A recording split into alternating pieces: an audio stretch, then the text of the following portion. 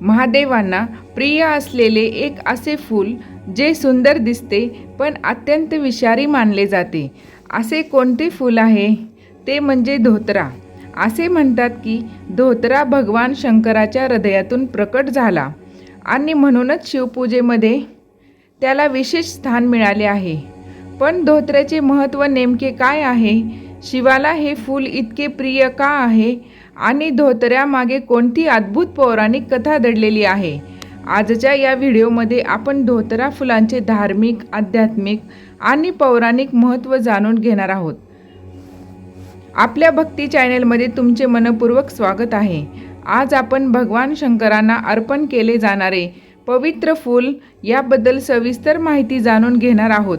धोतरा हे एक काटेरी फळ आणि तुरईसारख्या आकाराचे सुंदर फूल असलेले झाड आहे. हे फूल पांढऱ्या, जांभळ्या किंवा फिकट पिवळ्या रंगात आढळते. हिंदू धर्मात धोतऱ्याला अत्यंत पवित्र मानले जाते आणि विशेषतः पूजेमध्ये त्याचा वापर केला जातो. समुद्र मंथनाच्या वेळी हलाहल विष निर्माण झाले.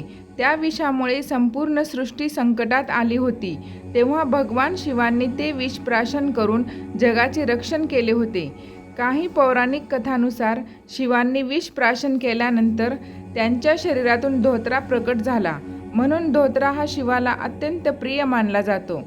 असे मानले जाते की धोतरा अर्पण करणे म्हणजे आपल्या मनातील अहंकार, क्रोध, मत्सर आणि नकारात्मकता भगवान शिवांना अर्पण करणे. महाशिवरात्री आपण श्रावण महिना आणि प्रत्येक सोमवारी एक भक्त शिवलिंगावर धोत्र्यांची फुले, पाने आणि फळे अर्पण करतात. मनातील नकारात्मक विचार दूर होतात, आध्यात्मिक शक्ती वाढते, शिवकृपा प्राप्त होते, जीवनातील संकटे कमी होतात. धोतरा विषारी असला तरी तो शिवाला प्रिय आहे. यामागे एक मोठा संदेश आहे. भगवान शिव आपल्याला शिकवतात की जीवनातील विषारी विचार, दुःख, राग आणि अहंकार यांचे रूपांतर सकारात्मकतेत करता येते.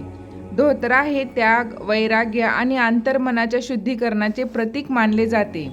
धोतऱ्याची फुले घंटेसारखी दिसतात. रात्री त्यांचा सुगंध अधिक जाणवतो. फळांना काटे असतात. हे झाड उष्ण हवामानात सहज वाढते.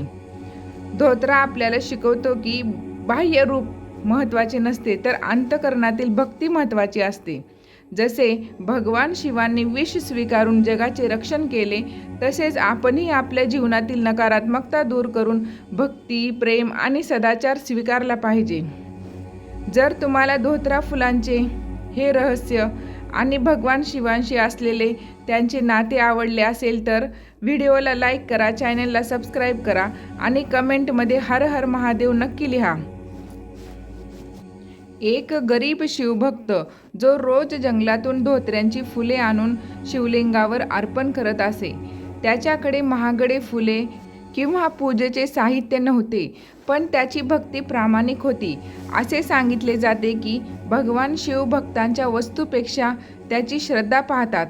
ही कथा आपल्याला शिकवते की खरी भक्ती मनातून असावी लागते.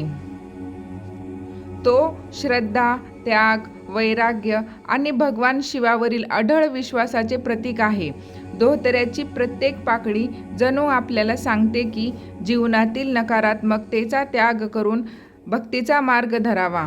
जेव्हा भक्त बेलपत्र आणि धोतरा एकत्र अर्पण करतात, तेव्हा ते आपल्या भक्तीची पूर्ण भावना व्यक्त करतात.